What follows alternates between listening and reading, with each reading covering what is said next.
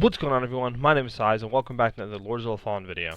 In this video I'm going to be showing you guys my dual dagger split agility and inferno build.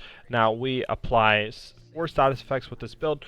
We run the pendant to apply even more damage every status effect we inflict. And honestly, this build is such a blast to play, and once we get all those status effects inflicted, you see some insane and crazy DPS numbers. So without any further ado, let's get straight into the build. So for our weapons that we're running, we are running the Light Reaper daggers. Now these are going to have an amazing scaling both in agility and inferno, and these are going to be the best daggers we can run. Now they also have burn buildup, which is perfect because we're going to run that, and we're going to run the ring that once we inflict burn, it'll simultaneously inflict ignite buildup. So basically once we inflict burn, we're going to inflict ignite, and you're going to see some crazy DPS numbers that really pop off. Now, when you're running this game, like on the story mode version, and you don't have the Light Reaper daggers yet, pretty much any daggers will work. It'll be even better if they have the burn buildup. But if they have like poison buildup or bleed buildup, pretty much that's fine. You can go ahead and inflict fire assaults and basically achieve the same thing. But the Light Reaper daggers are going to be the best daggers you can run for this build. So once you get your hands on them, you're really going to start to see the DPS and the build start to really shine.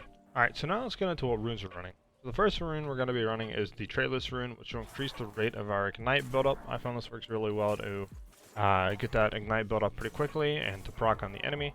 Now the next rune that we have on here is an agility socket rune. So what I run is the Demexis rune that increases our physical damage while dual wielding. And this helps really well to apply all the status effects. And the last socket type we have is an all, so you could pretty much run whatever you want here. If you want more phys damage, you could run another Demexis rune.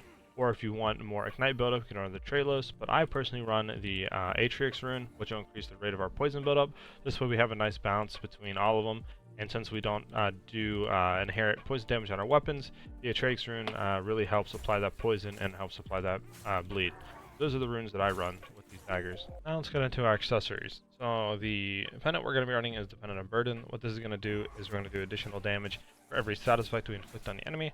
And since we inflict 4 status effects on the enemy, we're going to get a 10% increase to total damage per status effect, which equals a 40% increase overall damage we're going to be doing once all of our status effects procced, which is insane if you think about it. We're going to be doing 40% more damage, and once, like I said, all those inflict, we're going to be doing so much damage on the enemy that you're actually going to see them melt away whenever we go against bosses and stuff, and we can actually really proc all those status effects. Then for our ring, we are running the Ring of Infernal Devotion. This is just going to allow our burn buildup to inflict ignite buildup. And then we are running the Bloodbane ring, which is basically the same thing as Infernal Devotion, but for poison. Which when we inflict poison buildup, it'll inflict bleed buildup. And this will allow us to achieve those 4 status effects to inflict on the enemy. Also, if you guys need any runes, items, vigor, or anything like that, you can go ahead and look at my sponsor's website right here. I'll have a link to it in the description. Now, we are running a little bit of magic with this build. So you're going to be wanting the Nohadu Effigy. Now, this is the best Umbral Catalyst that I found.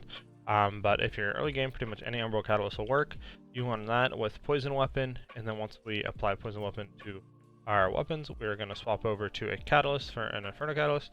And like I said, early game, you can pretty much run whatever one you want here. But the one that's going to be the best is going to be the Lord's Catalyst. From there, you can go ahead and run Adyr's Rage to increase our phys damage as well as all of our damage types. So when we inflict, like bleed and poison and ignite and all that stuff, it's going to be increased and do more damage thanks to Adyr's Rage. So this is a really, really good spell to use in this build.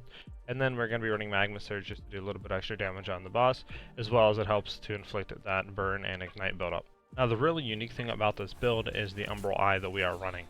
The Umbral Eye that we're running is going to be the Eye of the Bloody Pilgrim. This is going to do is increase our our light attack damage are going to do bonus damage, but we are only going to be able to do wither damage. So the cool thing about this is we're going to get increased damage on our light attacks, but at the same time, since we have a bunch of status effects like the burn and poison, since they do dots and they do damage every second, that is going to consume all that wither damage when they're procced. So that wither damage we're never really going to see.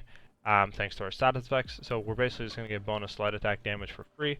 So in my opinion, this eye is really going to increase and is really like the cherry on top for this whole build. Now the other eyes for the secondary sockets really don't matter, so you can apply whatever you want there.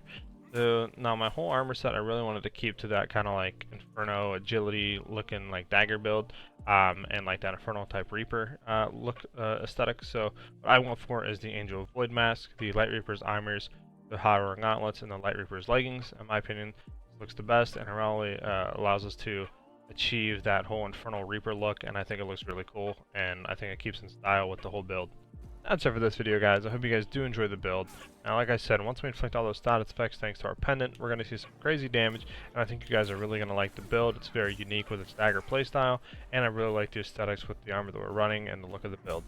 If you guys have any questions about the build or any of my videos on my channel, let me in the comment section below, and I'll get to them as soon as I can. You guys can also hit that like and subscribe button. It lets me know you guys enjoy these type of videos to keep putting more videos out, and it really helps with the YouTube algorithm. Hope you guys have a great rest of your day or night depending on when you're watching the video, and I'll see you guys in the next one. Peace.